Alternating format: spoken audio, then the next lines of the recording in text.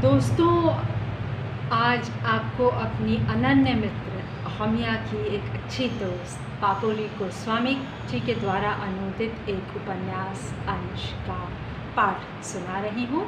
शुरुआत स्वयं लेखिका द्वारा लिखी भूमिका से।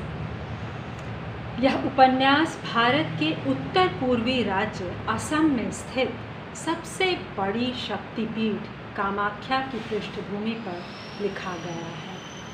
सन 1921 से 1932 तक की घटनाओं के आधार पर इस उपन्यास की रचना की गई है, लेकिन पिछली घटनाओं और ऐतिहासिक विवरणों के कारण कहीं कहीं इसकी कथा वस्तु अतीत की ओर भी चली गई है। ऐसी मान्यता है कि इस शक्तिपीठ अर्थात नीलांचल में देवी का योनि भाग गिरा था। शिव की पहली पत्नी दक्ष राज की बेटी सती पिता के राज दरबार में अपने पति पर लगाए लांछन को सह न सकी और यक्ष के अग्निकुंड में कूदकर उसने आत्महत्या कर ली। शिव को जब यह खबर मिली तो वो अत्यंत क्रुद्ध हो और सती का मृत शरीर कंधे पर लादकर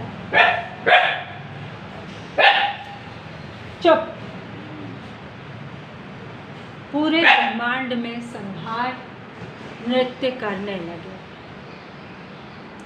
सभी देवताओं ने भगवान विष्णु से इसे रोकने का अनुरोध किया। विष्णु ने अपने सुदर्शन से सती की देह को खंड खंड कर दिया। जिन स्थानों पर सती के अंग गिरे वे सभी स्थान शक्तिपीठ बने। असम के कामाख्या में देवी का योनि भाग गिरने के कारण इसे विशिष्ट माना जाता है। इस उपन्यास में उस समय के असम पर शासन करने वाले अंग्रेज शासकों का भी कुछ वर्णन है। एक अंग्रेज महिला ने किस तरह शक्तिपीठ के तांत्रिक के साथ संबंध बनाए थे, उसे मूल कहानी के रूप में लिया गया है। इस उपन्यास के प्रधान नायक छिन्नमस्ता के जटाधारी का परिचय अब भी रहस्य बना हुआ है। किसी को यह ठीक से नहीं मालूम कि वे कहाँ से आए थे। उपन्यास का मुख्य हिस्सा है इस शक्तिपीठ में हर समय चलते रहने वाले बलि विधान की कहानी। कहते हैं कि पहले यहाँ नर बलि होती थी। अंग्रेज़ों के राज में इसे बंद कर दिया गया, लेकिन अंग्रेज़ शासकों के मंदिर के अंदरूनी नीति नियमों ने कभी दखल नहीं किया। लेकिन अंग्रेज़ शासकों ने मंदिर के अंदरूनी नीति नियमों में कभी दखल नहीं दिया। मंदिर का सारा काम पुजारियों के हाथों में था, इसलिए आज भी इस मंदिर में पक्षियों, बकरों आदि की बलि दी जाती है। इस शक्तिपीठ का आंगन हमेशा खून से रंगा रहता है।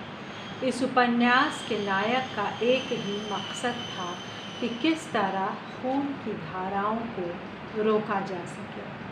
इतिहास में यह तथ्य दर्ज है कि अहोम राजा रुद्र सिंह द्वारा हर दुर्गा अष्टमी के दिन 10,000 भैंसे बलि चढ़ाए जाते थे। इस उपन्यास की रचना अनेक तथ्यों को संग्रहित करने और मंदिर में दीर्घकाल तक रहकर अनुभव प्राप्त करने के बाद की गई है।